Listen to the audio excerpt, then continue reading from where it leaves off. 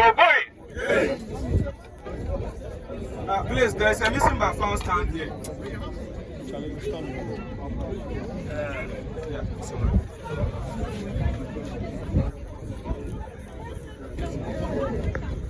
Joe boy. Joe boy. Where is the energy? Where is the energy? On Emancipation Day, the energy should be stronger. Where is the energy? You see the African fights. Less than 1 hour, the African fight is going down. It's going down. I can see people giving up, more or less, trying to relax their limbs. When we are fighting, we are not relaxing. So, boy, today is a very important day. And coming from the CPP tells you that we recognize today. If there is anybody who must link himself to the CPP and African Union and Pan-Africanism, then it's Osajibo Dr. Kwame Nkrumah. That is why on such a day, the CPP will never be left out.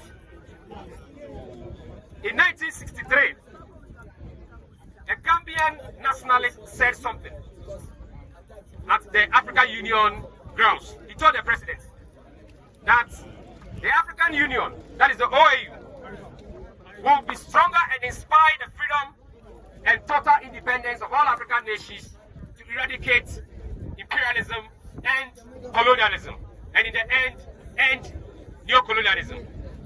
But if it collapses, that will be our disappointment and bitterness. What that man said in 1963 is happening in 2025. The African Union has not lived up to its expectation. We are experiencing the bitterness and the disappointment. What is happening in Niger? What is happening in Mali? What is happening in Burkina Faso? It's a recall to the call that was made by Ibrahim Traore in 1963, that if African Union does not work, Africans will be in bitterness and disappointment. We are still in that bitterness and disappointment. Captain Ibrahim Traore, Assimi Goïta, and the president of Niger are simply sending a message of Francophone West African Republican status. The message the CPP is sending to the French, supported by America, is that all what is happening in Burkina Faso is a journey towards Republican status. The Francophone West African countries have gotten independence, we all know. After independence, there is another layer they didn't get. All historians, all politicians knows that in 1957, when Ghana had independence, that was not the end. We have to go to 1960 to attain a Republican status. This, the Francophone West African countries have not gotten.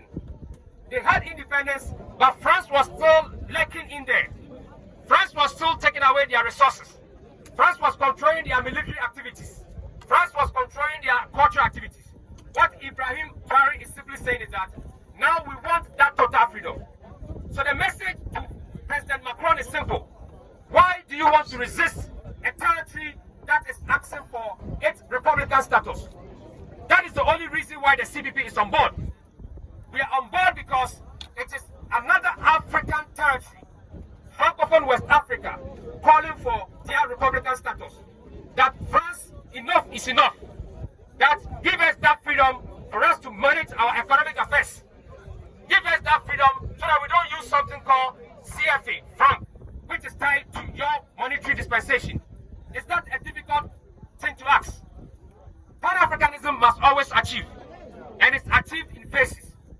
So we are simply saying that it is the duty of the CPP as a Pan-Africanist party.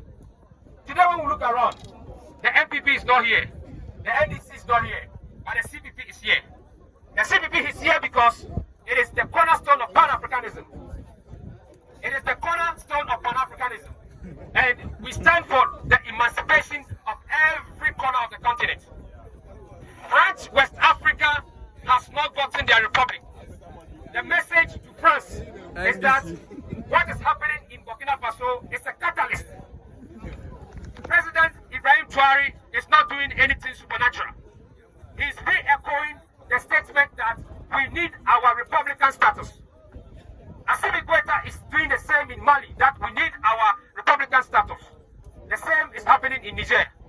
Today, 25th of May 2025, African Union Day, the only message from the CPP to the French, to the Americans, is that this is a very simple political request that grant Burkina Faso, grant Mali, grant Niger, an entire West African sub-region via Republican